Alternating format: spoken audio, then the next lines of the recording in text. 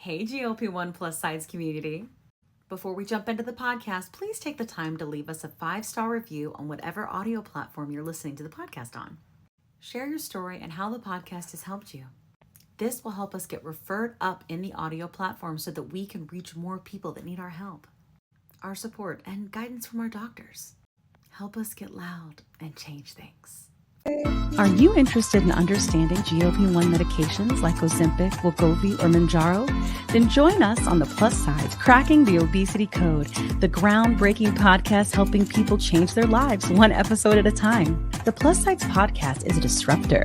We're breaking down barriers, smashing stereotypes, and sharing inspiring stories that'll leave you feeling informed and empowered. Join us every week to learn from doctors who are specialists around GLP-1 medications like Ozempic, wegovy, and Mounjaro. They'll provide you with science and facts to validate these incredible stories. But that's not all. We'll also bring you the voices of the GLP-1 Mounjaro TikTok community, real people who face the challenges of obesity-related diseases and disorders and discovered the incredible plus sides of GLP-1 medications. Our episodes are filled with heartwarming stories, laughter, and moments of triumph. You'll connect with our amazing community members who are reclaiming their health and experiencing their fullest lives. Are you ready to embark on a journey of discovery and empowerment? Tune in to the Plus Sides Cracking the Obesity Code, and together we'll change the narrative around obesity and end the stigma.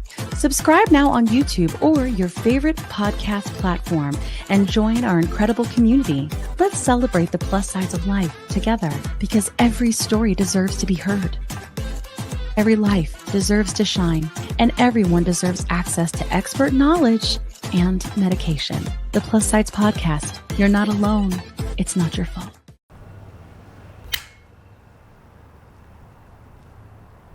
"20 seconds a week to lose 20% of your weight in a year with diet and exercise." That's the power of GLP-1s through Ro.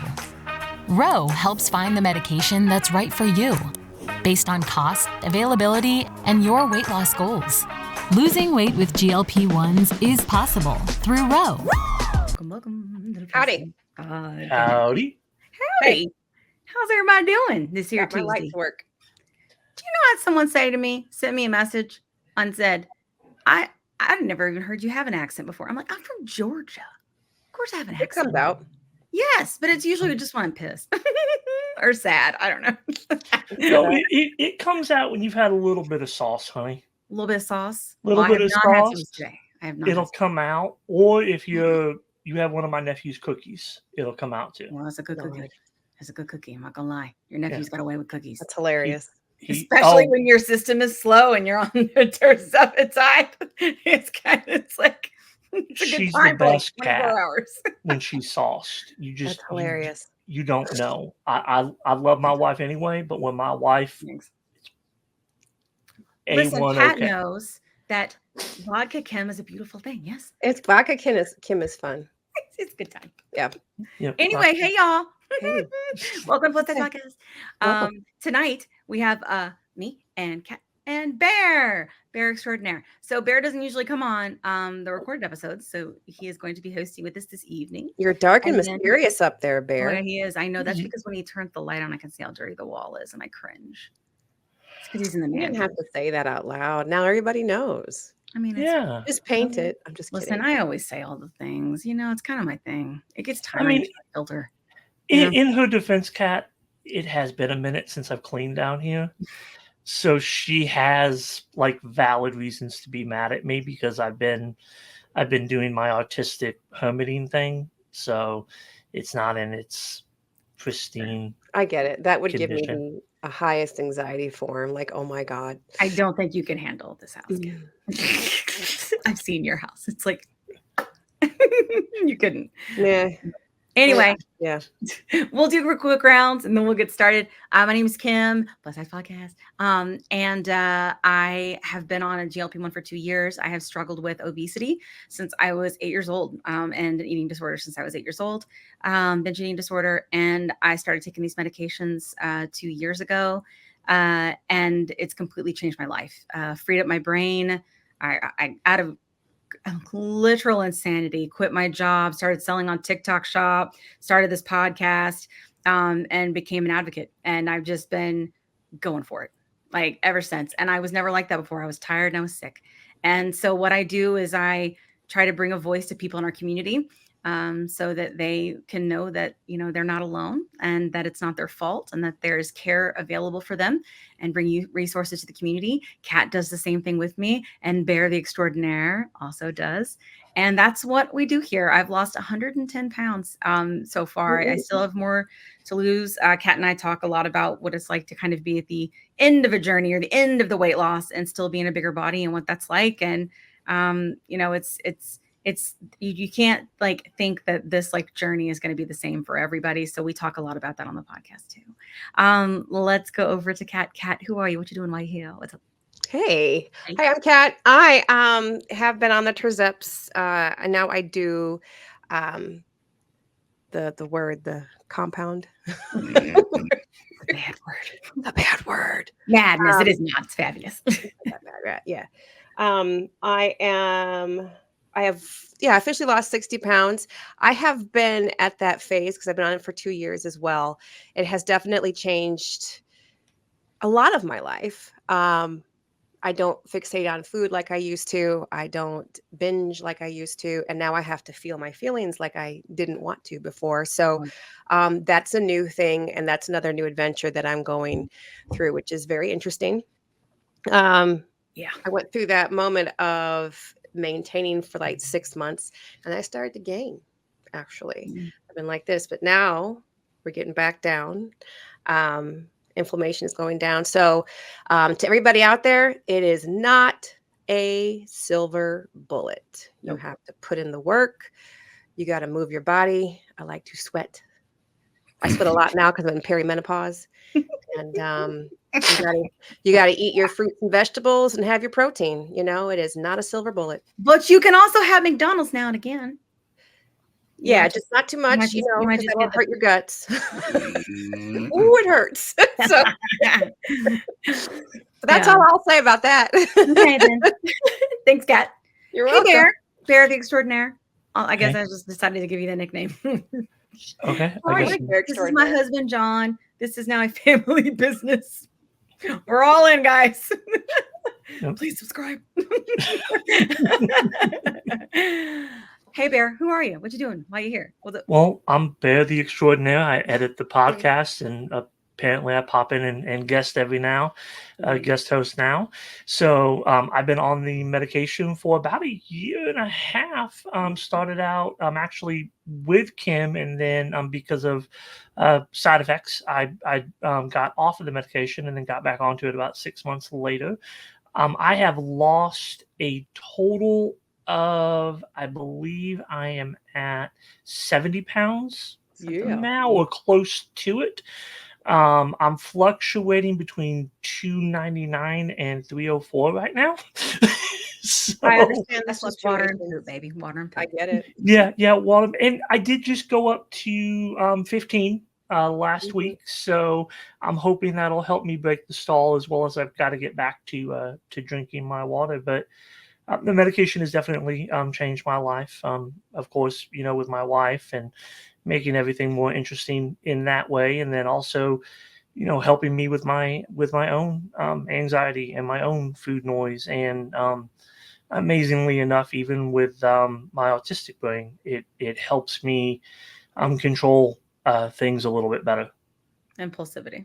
Yeah, impulsivity, mainly impulsivity. And so I don't feel the need to stim as much. I don't feel the need to push buttons to go and look for my next fix, because it wasn't just food. It was what I did to solve that. It was just whatever. Yeah. So yeah. It's so interesting. It's very cool. Well, thank you, honey. I appreciate that so much. Tonight, we're not doing a community guest. We're not doing a doctor. Bizarre, right? We never do that. So we are, because we want to have a different conversation. If there's anything that Kat and I have learned over this, I would say, journey. God, that's getting old. We got to find something new. Hashtag Mounjaro. Adventure. Yeah. Is that this is really all about health. This is about your mental health, your physical health, everything. And because of that, we want to make sure that we have partners that are able to provide resources to our community for any piece of health or part of their journey, no matter where they are. So that's what we try to do. And one of our partners and sponsors is Roe. And we are going to interview the CEO of Roe tonight, which is Zach, and I will invite him in. Hey, Zach. Yeah, Ro. Hey, Hey, Zach. Thanks for having me. Super excited to be here. so I was smiling big time as y'all were introducing yourself and telling your stories, but also cracking jokes. Yeah, We're characters. you gotta have fun. This is some intense stuff sometimes. You know what I mean? So. Yeah, but it's incredible to see. I mean, we connected probably, I don't know, 4 or 5 months ago maybe, but it's even incredible to see the pod and the community grow even over the last 6 months. But knowing that, you and Bear and Kat took the leap and you're all full time is super exciting. Oh, so yeah, congrats to you three. It's amazing. Thank you. Yeah, we're going for it. So we'll see. Yeah. We're hoping, it's a leap of faith for sure. No, I saw my wife was she's a video journalist and she was at Vox for about 5 years. Cool. But she started her working on this idea on the side. And then that side thing became the main thing when, you scratch that passion. And so I know that I saw at least up close and she saw it with me, when you take that leap from a side project to the main thing, it's scary. Yes. And it's intense, but y'all are doing it. And it's such an incredible thing to see. Thank you. Yeah, we I blame it on Shark Tank. John and I that's one of our favorite pastimes is watching like reruns of Shark Tank. And now we're out. Now we're watching old reruns of like Roseanne and Reba and like just same genre, Yeah, same genre. There you go. Get it. But we're so different. Mark Cuban, Reba. Yeah, whatever. Yeah, I love it. Translates, Yeah. Yeah.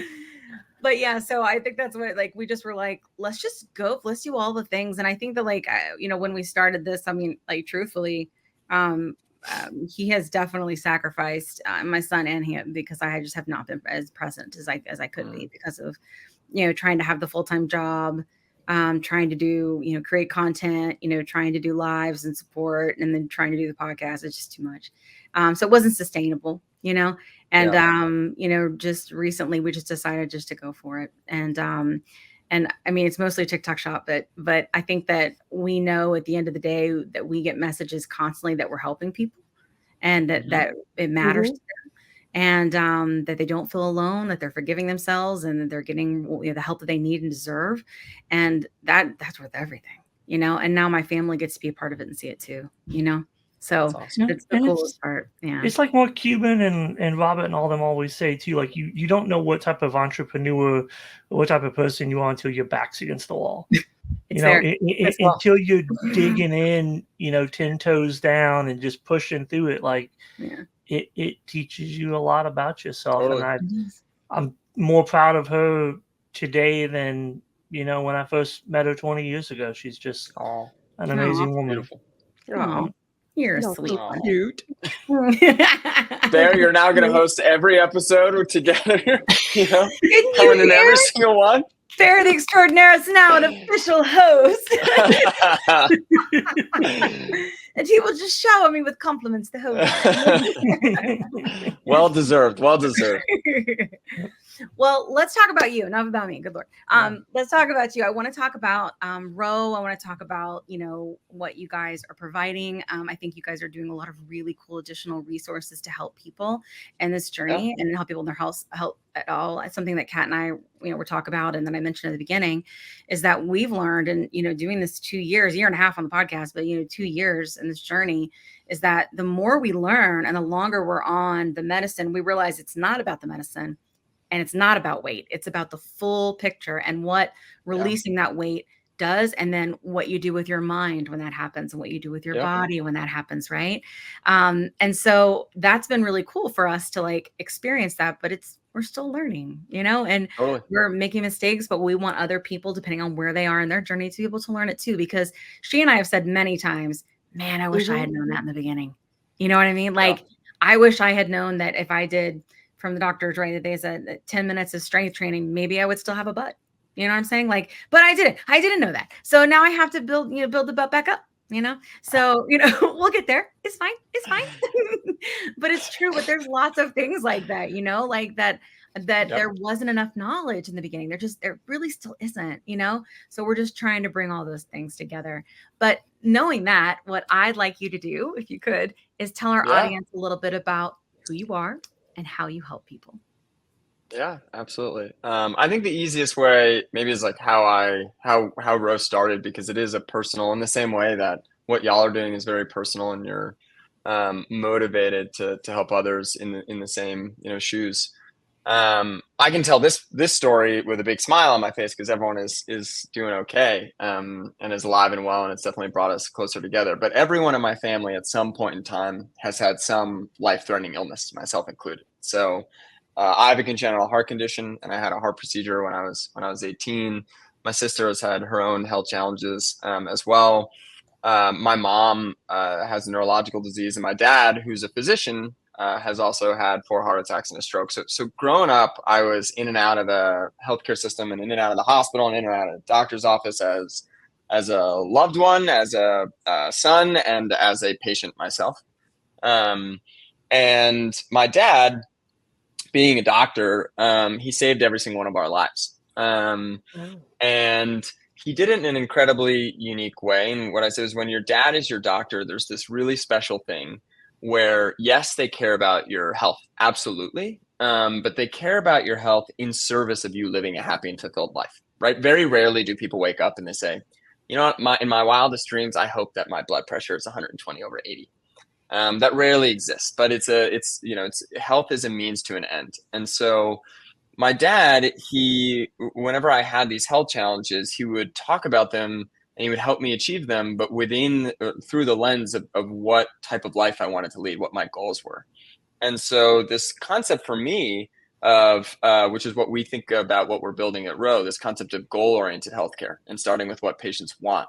And I'm sure separately, a therapist would have a lot to say about this, but in many ways, I think what I'm trying to do is recreate my dad with software, right? Recreate the experience that I had growing up, which is health as a means to an end. And it starts with what a patient wants. It definitely obviously delivers what they need. But that's the core of where it starts, and it allows people to play offense in their life. And I think too much of healthcare, and it's an important nuance, but too much of healthcare we think about from a defensive perspective, right? When people talk about preventative health or longevity, they're actually the same. You would do the exact same thing, but one sounds like you're building a superpower, and the other sounds like you're just preventing and waiting for something not bad to happen, or something to prevent something bad from happening. So when I was 18, I had a heart procedure, and the main side effect of my heart medication was erectile dysfunction. Every 18-year-old's dream when they're in college, obviously. And, but I had a really strong relationship with my dad. He was an internist, but he was an expert in infectious diseases, and he actually specialized in sexual health. And so, some kids have birds and the bees conversations when they're 12. I had, here's what genital warts looks like, and you need to work on them. And so, and these weren't like diagrams. These were like photographs and pictures from his like textbook. So when I was 18 and I had trouble being intimate, I did feel comfortable at that point in time talking to him, and it was linked to my heart condition as well. And he navigated both of those seamlessly, and he treated both of those with the same level of concern that I as a patient had, which at the time, right or wrong, were a fairly equal weight. Or at least I obviously knew intellectually that I needed to take care of my heart, and that it would be something that would be with me for years and decades to come. But I also wanted to have the same college experience that other people did, right? And so he helped navigate that with me. And then he had this ethos, which is just, he would always say to me, he's like, I got you. Like, you don't have to worry, I got you. And so that, Row's sort of phrase that we use a lot internally, it's on our website. It's our, if you can say it's our slogan, it's slogan, but it's this idea of we got you. You come here and we'll take care of it. And so when I was 25, I started to experience heart symptoms again. And this is at the same time that my co-founders were having their second and fourth kids, respectively. So all of us were going in and out of the healthcare system, going in and out of the hospitals. And I was doing the stress test, the Holter monitor, the blood test, the whole thing. And I was re-prescribed that same medication that I was in college. and had the same exact experience again, where my dad said, like, don't worry, I got you. And at the same time as we were engaging with the healthcare system, my co-founders and I were at a venture studio, and we were looking for problems to solve. We knew we wanted to build a company together. I do think that, generally speaking, if you have the right people, you sort of wait for the right idea to hit you, and then but it first starts usually with the people. And so the idea was always to build a place that mimicked the experience I had with my dad growing up, but we started with sexual health, and then we expanded beyond that. And so when I think about, when you ask like what Row is, it's goal-oriented healthcare, and we start with what patients want, and we try to deliver that in the most effective and easiest way possible. And so patients come to us and they say, I want to lose weight, and then we have a comprehensive obesity care program. They say, I want to have better sex, and we have products for sexual health. I want to have a child, and we have fertility products and services. I want to have better skin, and we have skincare, same thing with hair or whatever it may be.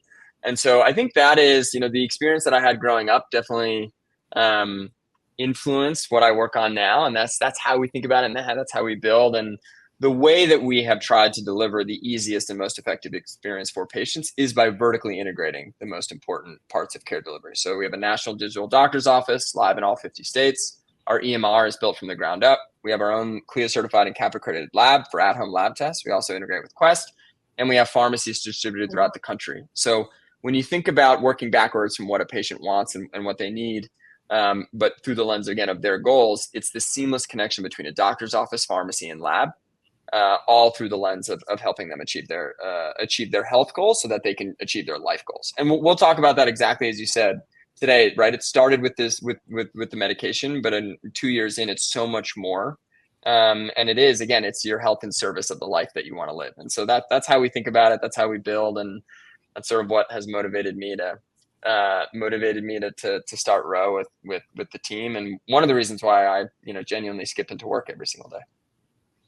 That's awesome. I love it. Sorry for that rant. No, that was awesome. No, I think the story is important. I mean, most of this podcast is stories, So I love that, and it's people's. That's just your community story too. You know what I'm saying? And and I think it's interesting. Like, there is something about health, and I it's divine timing, right? Like my dad, I talk about it a lot. My dad has chronic leukemia, and my sister has a very rare. And this all happened at the same time, has a very rare autoimmune disorder that actually attacked her bile duct in her liver, and she had to have a liver transplant. And if you look at my sister, she is the picture of health, beautiful, thin, athletic, creative director. Like, she's just all the things. But that's just not true. Like, you can't look at somebody and know what their health is. And so I think knowing that has helped me also.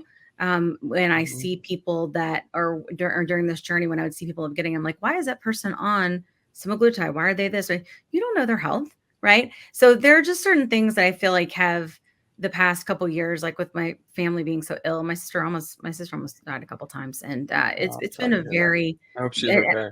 Yeah, she is. She weighed in 109 pounds, I think, the other day. And we were and it sounds crazy. She's a small person. And we were so excited about it. And she's, her hair's starting to grow back a little more. She's got a costume party. She's, got color in her face again. She's not yellow anymore. She got the transplant. We killed off the cancer. It's a journey though. It's a lot. And our families had to really rally. And then I've been trying to run the podcast and work and all that in the middle of all of that too. And it's been a lot, but I guess my point is, it's like you see these things and you have these experiences with life, right? Mm-hmm. And they change your goals, they change what you're willing to kind of, I think, go all in on. And I think, John, when he grew up, like, he had lots of cancer in his family. So his dad passed when he was 18. John, you can of course tell him, but, health is a big thing for him too. And I just don't think we ever thought that our lives were going to revolve around like having people feel healthy, get healthy, but they do, and so many those things happen, It was always important. I think to both of us, babe, for me, like Kim said, cancer runs very deep in my family. Unfortunately, my grandfather passed from it My dad passed from it. I lost 2 uncles, actually 3 uncles to it, 2 aunts. So it was, definitely, a big motivating thing for me to pay attention to what's going on. I don't look the healthiest all the time, but, I see my doctor every 6 months just Yeah. to make sure, Yeah. that I'm getting everything checked. So, organizations and practices like what you've developed, Z at Row, are something for me that I think is the most important. A one, for lack of a better word, a one-stop shop that I can go to where Mhm. I see my doctor, I get my blood work at that same, location or through that same system, and that I can pick up my medication, and Mhm. everybody's communicating with everybody else in regards to what's Yeah. happening. That healthcare team, Mhm. that's a phenomenal thing. Yeah. It's to me, it's awesome. Yeah, you it know is awesome. Yeah. Well, I appreciate that. We're both piggybacking on what both y'all mentioned. A friend of mine, and I don't know whether this is her phrase or her dad's phrase, or a friend of hers, but she said she's been experiencing some pretty significant health challenges recently, and she said, um, a healthy person has many goals, and an unhealthy person has one goal. And I Mhm. think that, as you said, like when that takes over, I think people underestimate the role that someone with a health challenge, the role that plays in their lives, Yes. in their life, especially if it's something that they might not fully appreciate the weight of it Mhm. themselves. If it's not something that they've experienced, right? There's tremendous stigma both with sexual health Yes. and with obesity, and Mhm. we're going to talk about both of those today, and Yep. the intersection between them and the Yeah, combination. But if you haven't experienced it yourself, it's hard to see the impact that it has on someone's life, and that it absolutely. impedes them from living the life they want to lead. And so Mhm. I think for us, that's been something at the core that I think my dad was which is natural for a father, but I think maybe atypical for the healthcare system in general, but was so unapologetic about his desire to help me live the life I want to lead, and then use medicine and Mhm. healthcare as a tool to do that. So it started with what I want. Mhm. What do I want? And rarely does a healthcare interaction, rarely does it start with when a patient walks in and the doctor says, what do you want today? Like, what would you Right. like to achieve? And work backwards from there. Yeah, I love that because I do think that, just candidly, a lot of times I think when people are trying to solve for, if you will, like my background's product marketing, right, is solve for obesity or solve for type 2 diabetes. Like the answer is like, let me get on medicine or let me do weight. It's weight loss, weight loss, weight Mhm. loss. Mhm. And I think that's a perfect description of my mindset in the beginning, which was I was a sick person that needed medicine. Right. So in order to be a healthy person that I need, or to be able to think that way, to think about health, I needed to get to a certain state. Right. And I think that when you go in, and we hear this in our community so much, like, I'm not losing weight enough fast enough. I'm not losing, when am I going to start losing weight and all of these different things. And they just don't know the answer. A lot of times that's just because the care system just isn't quite there yet. Right. At least not as a whole. Right. We hope that'll change, and we hope that's something that changes at Roe, or that Roe does, but Yeah. yeah, it's really interesting, like the way that we think about Mhm. weight, because it's very, very, especially like with the bias, right? But it's very diet culture, and we think that's the Yeah. problem. But when really weight, when it comes to obesity, is just the symptom of the disease, right? And so we talk about sick people need medicine. That's sort of like our thing. We say a lot, like that's what this is. Obesity is a disease. Somebody is sick, they need medicine, they deserve care. Period. So that's what we're trying to kind of put across too. So it's interesting Yeah. that kind of lines with what you were talking about. Mhm. Absolutely. Yeah. Go ahead, Kat. Sorry. Cool. Cool. Let's get into it. It's nice and juicy. Let's do it. What do you want to talk All about, right. Kat? So Do it. first, I know, we have that term that's been floating around called Ozempic babies. Sure. And I Mm-hmm. found this article, and she was the person they interviewed with the Wall Street Journal. She was actually a patient of Roe. And they created this, they wrote an article about a patient who was using Ozempic that found this newfound intimacy, a newfound sexual desire because she's getting so healthy. Um, how do you view the recent reports linking GLP-1 medications to increasing sexual intimacy among women? And on the flip side of that, I caught a People magazine article back in April that said GLP-1s may do the opposite and decrease the desire, being that it does kind of deaden that dopamine rush, if I am speaking correctly. So what are your thoughts on all of that? It's a very loaded question. Questions. Oh, there's so much. Obviously, this journey is so, personal for everyone, and so there might be it's very likely that there are individuals who experience both ends of the spectrum that you described. But I think, speaking in sort of generalities and averages and what the majority of people experience, but that's not always, again, the majority is not everyone, but what we refer to at Roe, what we talk about when we talk about GLP-1s is we often refer to them as jetpacks for positive behavior change. Okay. And it's because they really, again, as you said, that there's so many things that the individual themselves obviously needs to do, right? It's Kat, you kicked off this with saying it's not a silver bullet, right? And that's Right. 100% true. But that's why to us it's this boost. And when we think about the positive behavior change, it's these little things that start, right? If someone's able to quiet that food noise, right, and then they're able to eat a little bit less in that, and then they're able to sleep a little bit better, and then they're able to exercise a little bit more, and then maybe that positive feedback loop starts to kickstart, and those things piggyback on one another. And before you know it, that person is sleeping far more, they're exercising far more. Not only are you seeing a reduction in calories, about 20-30%, but you're seeing what people eat dramatically shift. We see that in our own data. We see that in surveys. So people are eating far more poultry, fish, vegetables, and far less confectionaries, sugary drinks, and things like that. And then what you're seeing is people date a little bit more as a result.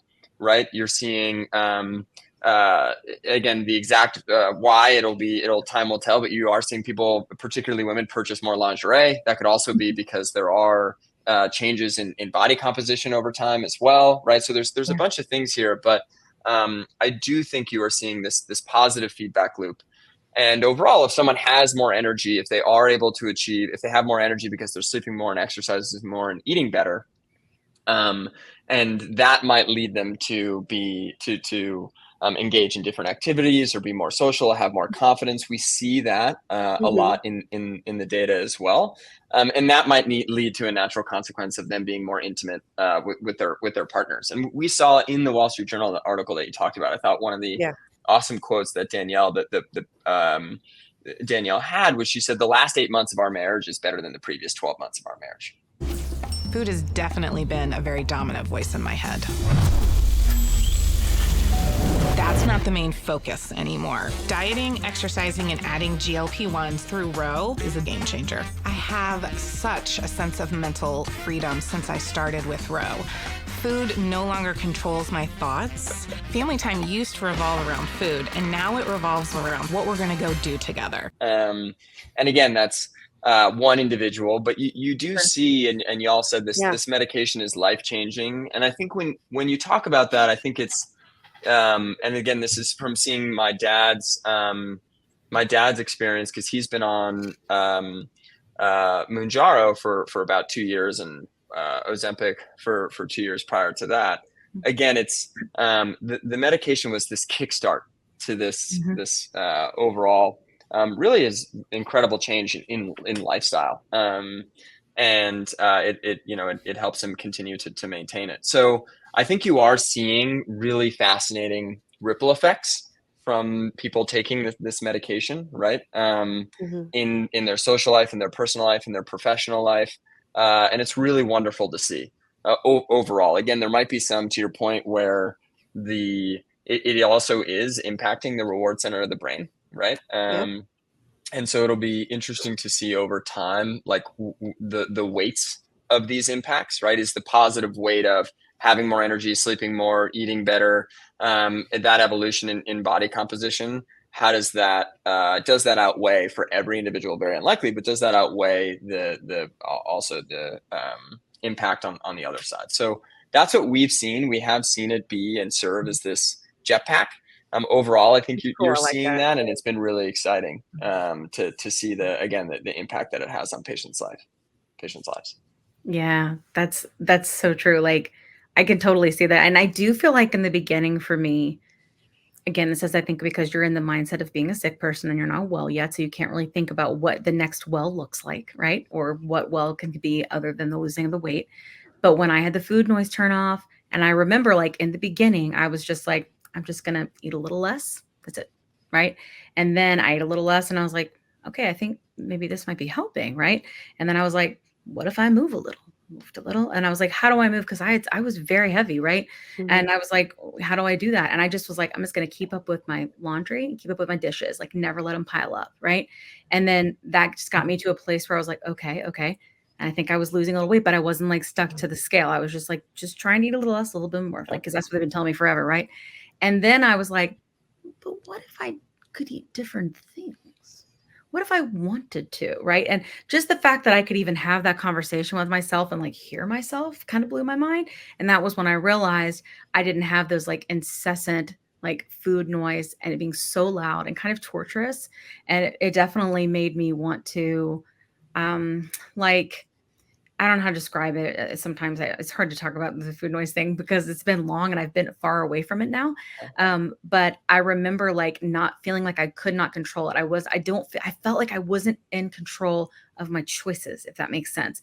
But Yeah, I knew that absolutely. that wasn't possible like that. So then I Yeah. would beat myself up about it. Right. Like I feel like I can control it. I have to have, and I swear it's like my brain thought I was starving, right? We needed to have all the carbs in the land and all the sugar in the land and all, anything that we could to like, I say we, cause I'm talking about like, it's two different things, but Yeah. it's how it felt. Right. And I felt out of control. And now that's not how I talk about food. I say, I think Yeah. this, and I want that, and I want this. And it's just so nice to be able to like have those things blended because then when I'm in control and I feel in control, what else could I do? What else could I do? There's it's really powerful what you just said, and there's two. I'd love to just double click on them Yeah. and tease them out for the audience because I think there's two really important things that you said, and I want to make sure I just like we that term. emphasize them. Double click and tease them out. So I like that. Yeah. Click. The first is this idea of that you said, Kim, like I think it's really incredible and very rare that you were able to. There was almost you were incredibly patient at the very beginning in terms of really just letting yourself have these these micro wins, right? I'm not going to let the dishes pile up. I'm going to move a little bit more. And I think with any healthy and positive behavior change in general, a lot of times people, this is part of the stigma. Like people are very familiar with what the ideal is, like the ideal diet, the ideal exercise regime, whatever it may be. People, it's been pushed forward for decades. Generally speaking, right? It's how do I get from here to there, right? And so a lot of times people try to rush, and then it's naturally like it would be as if you wanted to try and learn how to ride a bike, and the first thing you try to do is bike 100 miles. Yeah. And so that the small wins that you could stack there, the dishes and things like that, it's really important that community, when they start, it's the same thing, which is let's say you're walking 2,000 steps a day and you hear, oh, I know the ideal is 10,000 plus. You don't have to go 10,000. Try for a week to be at 2,500 or 3,000. Yeah. Month later, try 4,000, right? When you try to think about the time horizon that you're trying to make improvements on is the rest of your life. And so you're not rushed to the finish line.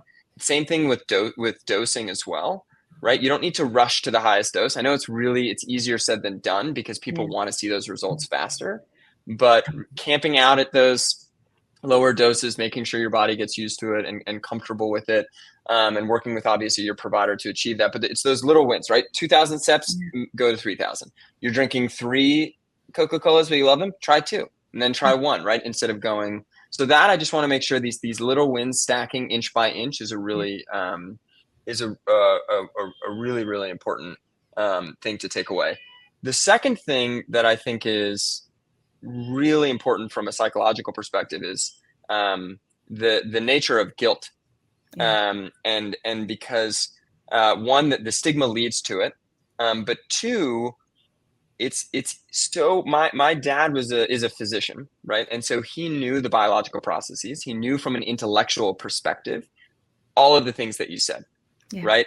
His body is mimicking a starvation response. It's driving him to eat. He knew that it wasn't just a matter of self-discipline. He knows about the concept of set point and energy balance and all of those different things, right? Intellectually, he knew. It did not remove the sense of guilt for him. He still felt it was his fault. He still felt that he had done everything for his family except take care of himself. He was able to help me, my sister, my mom. He was able, he worked constantly, but he felt, we asked him, and this was a big point of tension between my mom and him. It was a big point of tension, and it was a big point, not of tension between us, but it was always something that, and we've had conversations about this, that he felt that, he felt tremendous guilt because he thought, why can I not do this for my family? Right? Why could I not have, why can't I not eat this extra thing? Why am I in the kitchen at 2 a.m? And this is someone who has a much higher IQ than I do. And he had been there for his family in every other way. And so he felt he carried with him for 20, 25 years, this deep sense of guilt and shame. And even though intellectually he knew he shouldn't, didn't matter. Then he went on GLP-1s. And his food noise disappeared. And within 2 weeks, he was able to, quote unquote, be the person that he wanted to be in terms of the decisions he made. And when I tell you it was like a dam broke, he felt this intense form of like catharsis. And he and I have had conversations about it that has brought both him and myself to tears, because he said, for 25 years, I felt this sense of guilt and shame.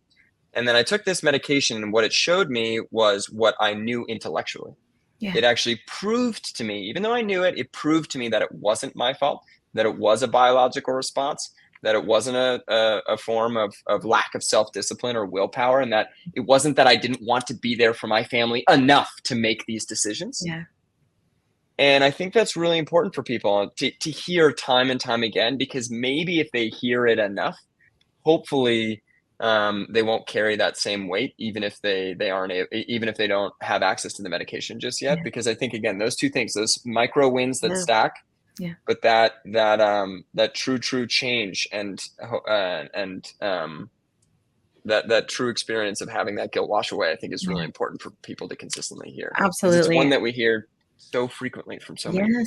And you've been told that like your whole life, right? Like your whole life. I mean, I remember my parents kind of being wit's end and saying, like, if you're not going to lose weight for yourself, do it for me. And my parents are great. But that, and so then what happens? They don't mean it, Same right? thing. But then it's do it for your kids. Do it for X. Do it for this. And of course I couldn't. I dieted every year, failed every year.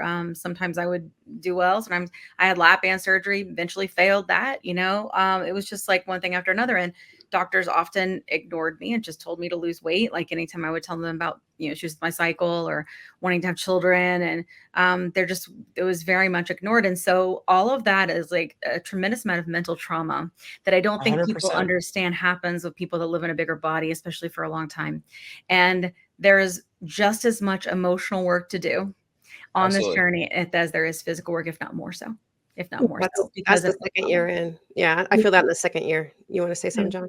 Yeah, to piggyback off of what Z said about his dad, and even what Kim just said, and kind of my experience on it, I noticed, and it kind of sounds like maybe your father had a similar experience. I noticed it slowed my brain down. It didn't just turn off the noise. It didn't just turn off everything else that was going on inside of my head. It actually slowed thinking down enough to where I could see the other things that were there and in front of me. I could see that when I was looking at the plate that, 3 chicken breasts was too much. I could see it, but at the same time, I could see that my son needed me to go to catch air with him and to be able to walk around and interact with him and the other parents that were there and to see what was going on. Did I know it intellectually? Yeah. But did I see it? No. And to me, it was because I was going 100 miles an hour all the Totally. time. And I even noticed it with Kim, really, without even realizing it. She was talking about food noise. The first time I knew GLP-1s were working for her was actually we were going to go out to eat, and I asked her if she wanted to go for Italian because she loves pasta, and even though she's gluten free, she would relapse all the time and go back and eat pasta. And she looked at me and said, "Nah, I'm not interested in it." So we just kind of stayed at home and ate leftovers. I don't remember what we ate, but I always whenever I go to Walgreens, I used to buy her a big old XXL Hershey's bar. Yep. And I went there and I got one for her because I was getting some monsters for myself, and I brought it home. I was like, "Here you go, baby." She said, "Oh, put it in the refrigerator. I might eat it later tonight." And then That's like bringing me 4 fun. days later, it was still in the refrigerator in the door. Yeah. And that's when I knew like it was really working for her. Was Yeah. she didn't Or want I to go would back just to eat the a little and gluten. leave it in there and come back another Yeah. time, because Yeah. you can still indulge in certain things, Totally. right? Mhm. But that's what the whole everything in moderation. I remember that being torture for me in an obese body Yes. and a diseased body, because that wasn't possible. That literally was not possible for me. Like, my brain fought me way too much. My body, the insulin resistance fought me way too much. Like, it just wasn't possible. So there's a certain amount of, I do think, forgiveness on this journey as Mhm. well of yourself, For right? yourself, And 100%. also like forgiving the people around you that didn't know. Yeah. Trying to forgive doctors. Yep. That's a fun one, and there's a lot of that, because like I wish I had learned how to advocate for myself. I wish I had known that there were GLP-1s. I wish I had cared to, be like, but I didn't. I just gave up. And I have my son, and he is incredible. I had 2 miscarriages before my son.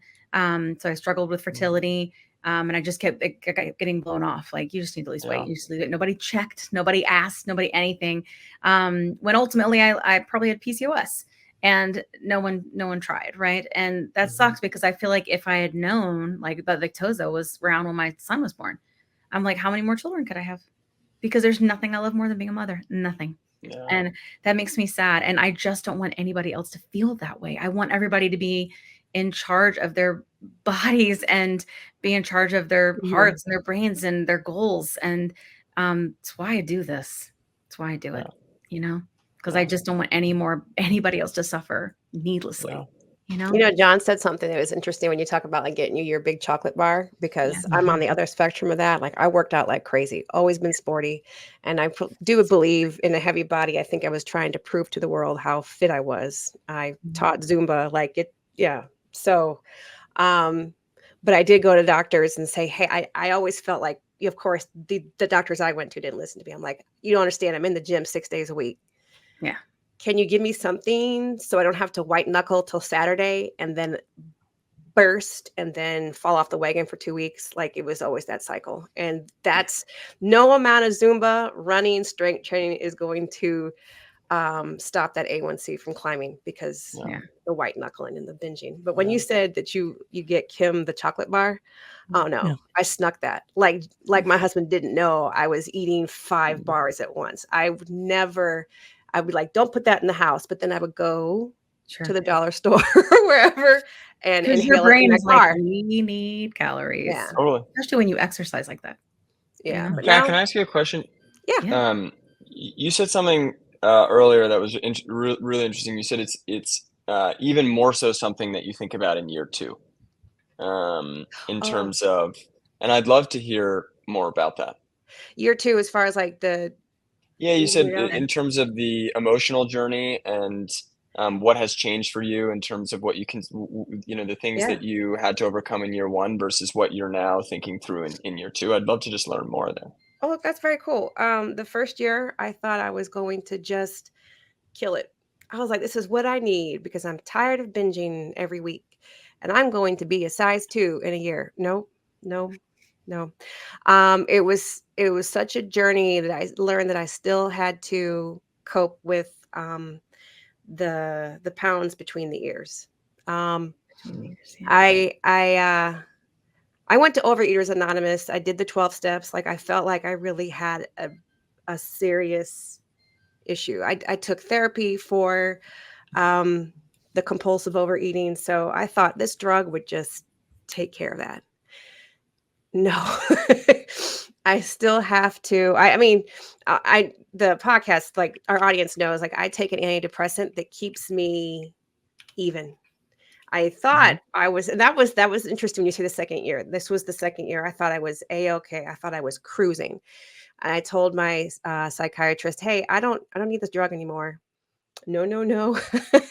In 6 months, I was back. I was like, Got it. yeah. So it's it was a real mirror, like a real mirror. I had to, no matter where you go, there you are. I'm still dealing with a lot of me. Yeah. So it's not, yeah. Thank you for sharing that. Right? Like, as you should, though, right? I think Yeah. we forget that. And I think just like, we think the answer is weight. We do. And that's, and I think that people that don't live in bigger bodies and people that don't struggle with obesity or overweight, I think that maybe they take that for granted a little bit. Like, that's why when you try to explain food noise to people that don't have it, they don't get it. They're like, what do you mean? Yeah. Just don't eat it. They don't get it. They don't get that your brain is in charge and you will ingest, Yeah. Yeah. So it's definitely like Kim said, she didn't want to call it a journey. It's an adventure. It's an adventure. Yeah. It's an excursion.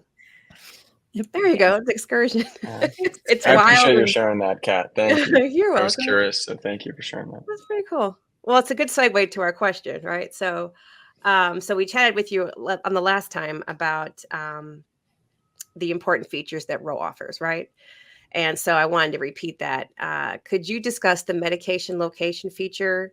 I believe it's the branded GLP-1 supply tracker. Is that what it is? Yeah. Yeah. Yeah, that's right. And Yeah, so we built. Go for it. I was going to say, right now during the FDA shortage, or is there a shortage? Is there not?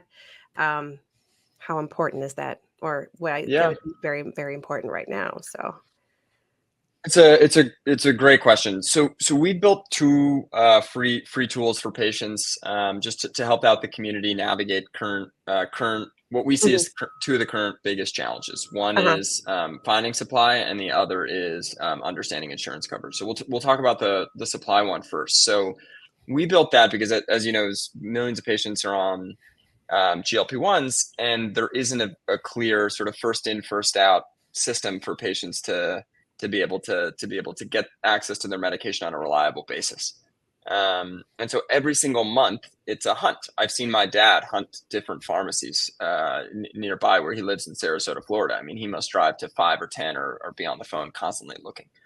Wow. And so we wanted to try and we built a tracker that did a few things. One, it let people see what drugs and doses were currently listed as on shortage according to the FDA. And that's useful for both patients and providers. Providers make decisions based off of that list, and patients talk to their providers about it, and they stay on top of it as well. And so we wanted to try and allow patients and providers to have as much information as possible to determine what the best next step is for that patient. So first is just a really easy way to understand the list for all GLP-1s, because you go to the FDA's website and it's not built for the GLP-1 patient, it's built for all drugs. So what we do is we tried to synthesize it across so that patients didn't have to go searching for each drug. So that was the first thing, just is this on shortage, and if so, what doses? The second thing that it did is it tried to help patients crowdsource where available supply was. So someone can come on and say, I can't find GLP-1s, and they say what drug, dose, and their zip code. And then someone says, hey, I found GLP-1s. And here's the pharmacy that I found that GLP-1. And it'll notify anyone within 100 miles of that pharmacy, if their zip code falls within 100 miles, immediately, that another individual found the same drug and dose at a nearby pharmacy, to, again, help patients find where supply might be and a way for them to pay it forward. And that was entirely a free tool. Now, this might sound odd, but the best thing for that tool is that if it were useless, meaning in the sense that if it weren't needed, great, fantastic. There's, that it's a real shame that we had to build this tool in the first place. And it's really bittersweet to see how well it has done, candidly. We've had over 60,000 shortage reports in just the last 9 weeks since we launched it. 40% of the reports are from Wegovy. Another 40% are zepbound, and another 20% are the combination of Ozempic, Mounjaro, Victoza, Saxenda, Trulicity. And so you really do see Wegovy and zepbound having that challenge. Now, recently, as you called out, sort of are these drugs on shortage? Presently, while all the doses are listed as available, the drugs themselves, so semaglutide and tirzepatide and liraglutide, the drugs themselves are listed currently in shortage, which I think is the FDA's best way to communicate their overall picture of the availability of the drug. And so we see that on the FDA's website. We see the majority of our patients who are written branded medications unable to pick up their prescription within 14 days. You do see that number increase over time. But again, it takes them maybe 25, 30, 40 days to pick up their medication. You've seen Lilly and others and Novo on their earnings calls say that the pharmacy experience will be choppy. And then our wholesalers as well as pharmacies that we work with are backed up all across the country. They're on back order, and they don't have the medications in stock. So, while the doses are quote unquote listed as available, there's so many pieces of information, from the shortage report to the drug itself being on shortage, to pharmacies being on back order, to earnings calls, to patients being unable to pick up their medication. There's so many pieces of evidence that says it's not easy right now for patients to pick up these medications. And I think that is, such a massive problem. I mean, I'm preaching to the choir. This community is probably struggling with it every single day. That's why we built this tool, to just try and make either that information far more accessible and hopefully help patients find supply with one another. But that's a little bit of an update on the supply tracker. That's awesome, though. Like, it's we've been in these streets 2 years. That's what we say. We've been on these GLP streets. It's been a lot. And there have been shortages of everything. I love that. My dad's on Ozempic because he has diabetes. My mom's on Ozempic for pre-diabetes. So my sister's on now she's on zepbound. So there's genetics is a thing. I'm just saying, and so we've always been like, do you know? Did you find it? And so being able to have that information available, I think, is huge, because in the beginning, especially 2 years ago, it was just us on TikTok. There really wasn't. Are y'all having a hard time finding it every month, or y'all found a place where it's easy for you? It depends on it just depends on the month. 12.5. So I'm on 12.5. John just moved to 15. Those are harder. I actually just got a call from one of our local pharmacies, babe, that they're going to call me next week. They're going to have the 12.5. Oh, that's great. So, what I always tell Kim and John, because, right? Because I'm doing the C word. Say it on this show. You probably don't have any challenge with supply. No, but when I go to my pharmacy to get my levothyroxine, and my other drugs, when I go to that pharmacy, I look at that cooler. I can give you the address of that Walmart pharmacy. They are always stacked. All zepbounds and Mounjaros. I just look over there and I'm like, dang it. But and you should report that in the tracker. That sounds like you got a lot of that's very powerful data that Ro is collecting. And we've shared that data with the FDA. That's good. I was actually going to ask you if that was being sent over to them, or if they were aggregating it somehow.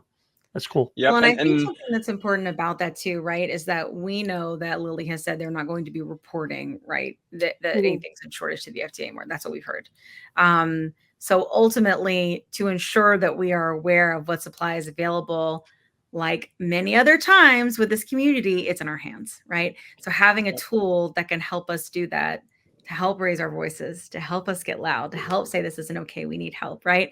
And to be able to get the medicine that we need tools like this. We need, so it's important.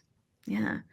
I would tell you that one of the, especially in the beginning when I started sharing my journey, and I've never been a big, let me do a shot Sade and like weigh-in day and stuff like that, because I fluctuate so much week to week with my weight.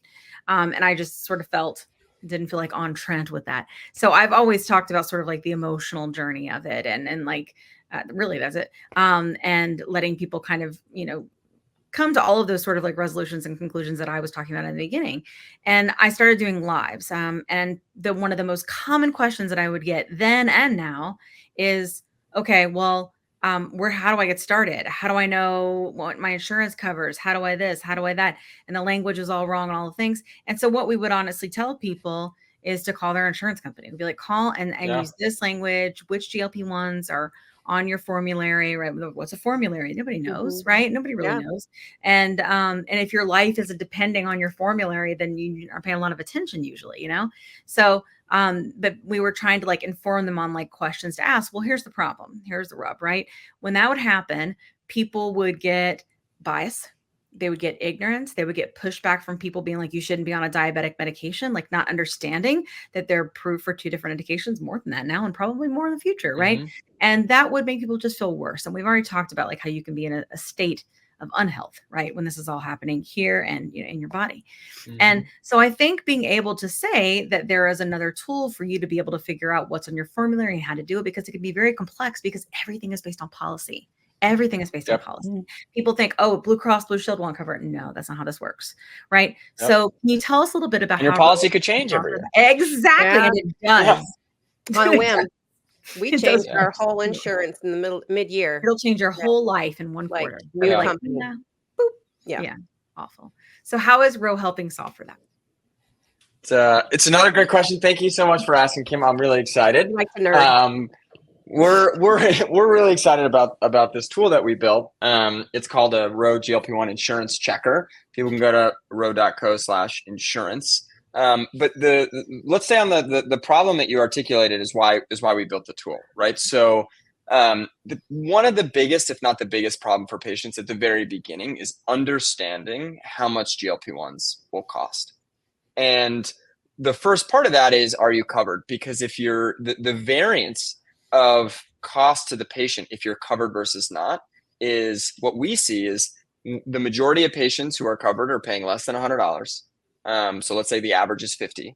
And when you're not covered for branded, it could be $1,000 a month. So the difference might be $500-600 a year versus $12,000, right? Massive difference. And one's far more accessible to people. And the problem is there's probably about 5-10 million people currently on GLP-1s. There's 50 to 60 million plus people with coverage for Wegovy and Zepbound. And so there's this tremendous gap between knowledge, access, all right, knowledge, coverage, and access. And we think that knowledge should not be the reason that someone is able to get access to this medication at an affordable price or not, right? So we built this tool, to your point. Yes, people can call their insurance company. Often takes 30 minutes to an hour. But in addition to having that time, they have to know exactly what to ask. They have to know in what order to ask. They have to know, and we've done tens of thousands of these phone calls and are really quite good at it at this point. And so what we want to do is we want to make that really easy for patients. And so patients come on, they'll enter in a little bit of information about their health and a little bit of information about their insurance. We will go call their insurance company on their behalf, and we'll put together a personalized coverage report. And that coverage report will say whether they're covered for GLP-1s or not, which GLP-1s, for Ozempic, for Wegovy, for Zepbound. It'll say what their estimated copay is, whether or not a prior auth is required, and we'll layer on FDA availability data. So and I could send one over as well if you want to check it out. But that allows a patient to very quickly see, am I covered or not? What's my estimated cost? Is there a prior auth? Is there a burden? And then they can get started right away. They can get started with Ro, or and again, this is a free tool that we built. We would love for people to get started with us, but they don't have to, right? And I think that this is they can take that link and they can send it to their doctor, because as we've seen, sometimes doctors' offices, they might be reluctant. They're already backed up. The administrative burden is significant, and they might be reluctant or not have the know-how to run it down for a patient. If they know that a patient's covered, and they know that they likely fit the criteria, it makes it much easier for their office, as an example. Or maybe they don't require a prior auth and it's super easy. So we wanted to build this tool to solve that very, very specific problem. Again, bridge that gap between knowledge, coverage, and access. And it was a passion project by a few people on the team, another nights and weekends sprint. And really hope it just, again, saves people a lot of time and energy, and hopefully gets more people access at the lowest possible price. Yeah, I mean, I love that. I also think, like, candidly, it's very important because, a lot of us that are out here that are, doing lives and doing podcasts, whatever, that are doing these things, like, most of us are not medical professionals. So we're going to do the very best that we can, but we're just telling people what we've experienced. Right. And, I often try to say, like, oh, and this is what I've heard from the doctors on this podcast, on this episode, go check it out. Right. Like, kind of as a resource, because I'm not a medical professional. So I think having a tool, especially that's done from a healthcare company, right, I think is really nice to have something, because there also is a lot of misinformation, I think, that we deal with in this space. So being able to be like, this is a thing, and it is a valuable thing, and it is real, and it's, like, tangible, trustworthy. I think that's a big deal. That is a really big deal for people in our community, because we do struggle quite a bit in this area. We really do. Yeah, definitely. And I like the fact that you guys are, as opposed to it just being kind of an automated thing, the fact that you guys are taking the time to actually call on their behalf, gather the information, personalize it. I think that really that adds a value to it, to me, as a person. You can ask him. If I can do something in person, I would much rather have that interaction than I would any other. So to me, the fact that personal touch is there is great. Having come from being a help desk technician and working with pharmacy companies before, I know to an extent how much of that data can quickly be gathered through an application. The fact that you guys are going a different way with it, I really like that. Yeah.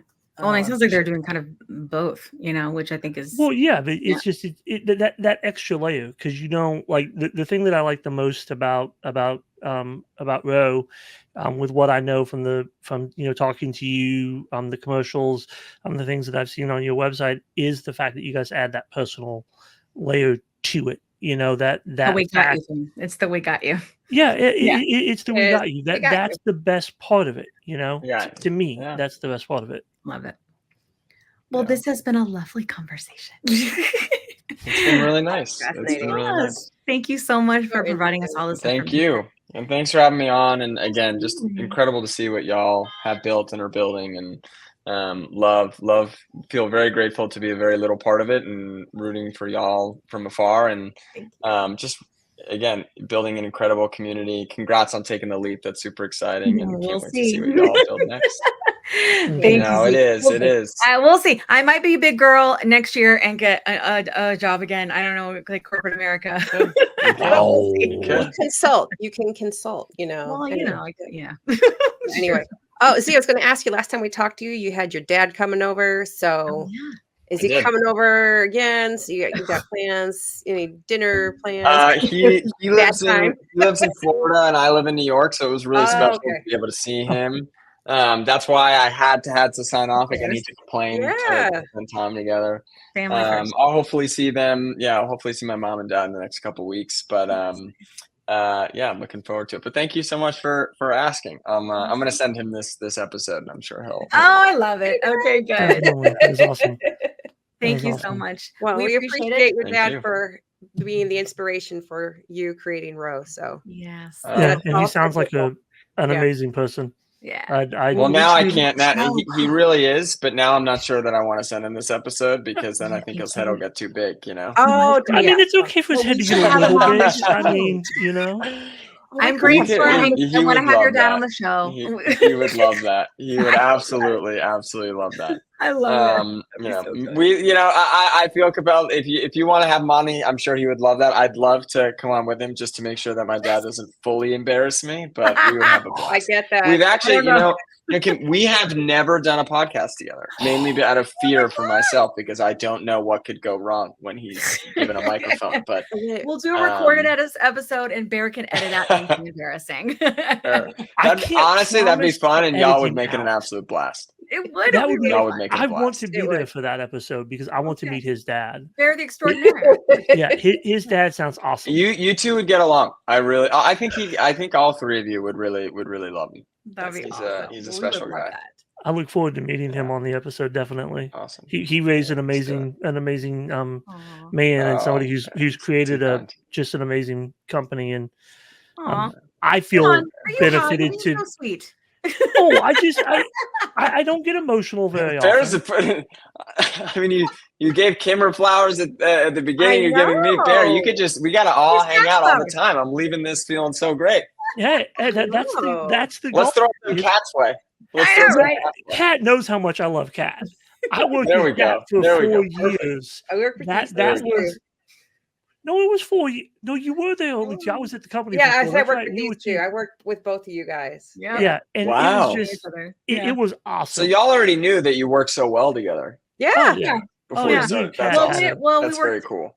Like in different sort of departments and different sort of ways, but I think that it's cool to be able to start. That's so cool. Someone that like knows your character, right? And 100%. And they do. So. I think we're also trauma bonded by the company. Happen. For sure. For the place that we work, and because of obesity, there's so much trauma bonding. We're trauma bonding. That's all it is. And Cat, I'm still in that. Phrase. We're trauma bonded. That bind. Yep. Yeah, there you go. I love that. That's what makes a community. I'm telling you. Awesome. Well, this has been great. I know we're taking a lot of your time. I really appreciate you coming on. Thank you. And we will definitely revisit the dad thing. And see if we can have that, because I feel like anybody that's watching this right now will be in the comments being like, yeah, let's do it. So it'll be all right. We'll have to do it. I can't wait to hear the audience to see what they say. Oh yeah, tell us audience. Yes. Oh, yeah, I can't wait to read the reviews. I am going to be setting up fan mail, so get ready. All right. My dad will be the first one to write you a letter. I hope so. All right. See y'all. Yeah, he will. Yes. Awesome. All right. Thanks so much. Y'all have a great rest of your week, and see you soon. Thank you. All right. You too. It was a pleasure. Thank you. Bye. All right, bye, Z. Oh my gosh. Yay. That was so much fun. So much good information. I want to meet right? Dad. Yeah. Gonna get Dad. Yeah. I want to meet Dad. It's about the ripple, right? Like, this is the thing with Rennie, right? So my son, if you guys know, he went to school and he decided that there needed to be more apples in the cafeteria. And I was probably about 8 months in with the podcast doing this, and I wasn't getting enough time with him for sure. Not enough time with Barrett, not other way, right? But it's the ripple, right? And what our parents do for us and what we learn from our family. And he went to and got a petition signed because and he's autistic, it's a big deal for any kid to do this, right? But for a kid that is a social, communication disorder, like it's hard at learning and everything, right? And he went and created a petition. I got a bunch of people to sign it to try to get more apples in the cafeteria. And when I picked him up from school, I wanted to know what was going on with that, because I figured it was like a project for school. And he said, no, like, I really just think we should have apples in the cafeteria, because he likes apples. And my son doesn't like a lot of foods. He is autistic and he struggles in this way with textures.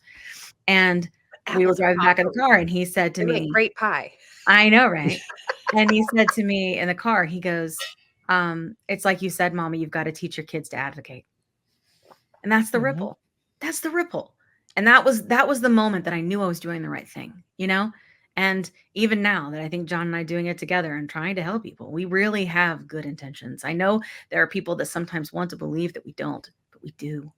Now, do we have to pay our bills and feed our family? Yeah, but you know what? TikTok shop, So we're doing the best that we can, but we really do want to help people. We're trying to aggregate and bring everybody, a safe space to come and learn and grow and heal, So for all of those that are here on this journey and have remained, we love you and we thank you, and including my cat. We love you. Let's party like it's 1999. Let's do indeed. What a lovely episode, family. Okay, I love it. Friend. Kat, that video that you sent me, that broke my soul. Wait, we're still recording, right?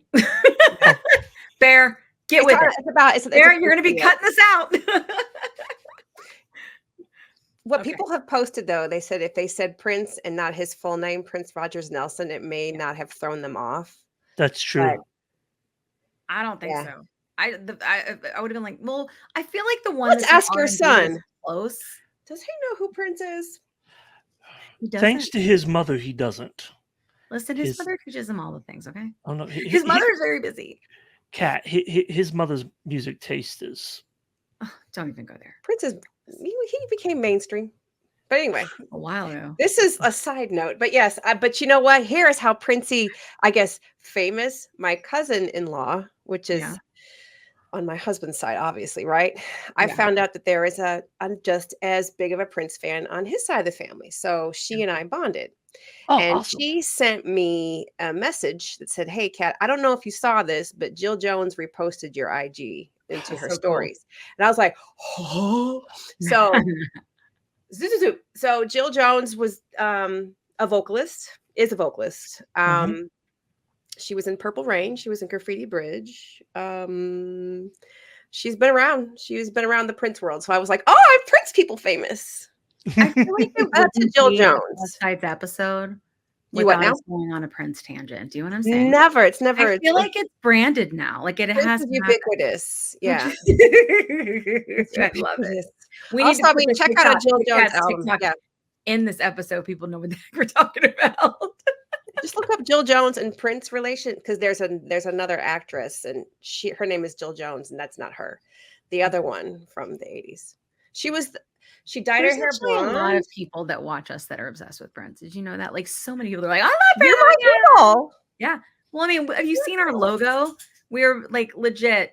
I mean, it's like when I was trying to design it, because I'm not a designer, I was like, I need it to be 80s jazzercise. That's what I want it to look like. It looks like 80s jazzercise. 80s jazzercise. Like totally looks like 80s jazzercise.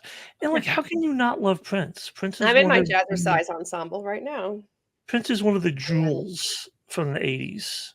Sure. He's just and 90s. 80s, 90s, and 2000s. 80s. Yeah, he's just an amazing. Even that last album before he passed, he was going back to his funk and his he's just an amazing. Always was. Anyway, I'm gonna too many tangent. Prince tangent. Leaving it in. I'm gonna leave it alone. Oh yeah, no, totally leave it. Yeah, this isn't getting cut out. This is inside. Bear Extraordinaire is also the editor / occasional co-host. Yeah, and Bear says this stays. Sorry, you're listening to a Prince tangent. We appreciate you. Yes, thank you. If you're still here, you're loyal, and we appreciate you. I thank you. Fantastic. Well, we will see you guys next week. We hope that you enjoyed this episode, and as soon as we have more information about Z's dad, won't that be right? Something? We will let you know. Tell us in the comments if you're into it, and we'll go from there. Right? Huzzah? Yeah. Hasta la pasta. Hasta la pasta. We appreciate you. Hasta la pasta. See you next week. Hasta la pasta.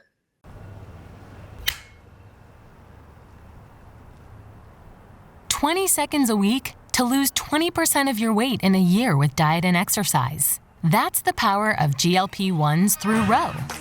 Ro helps find the medication that's right for you, based on cost, availability, and your weight loss goals. Losing weight with GLP-1s is possible through Ro.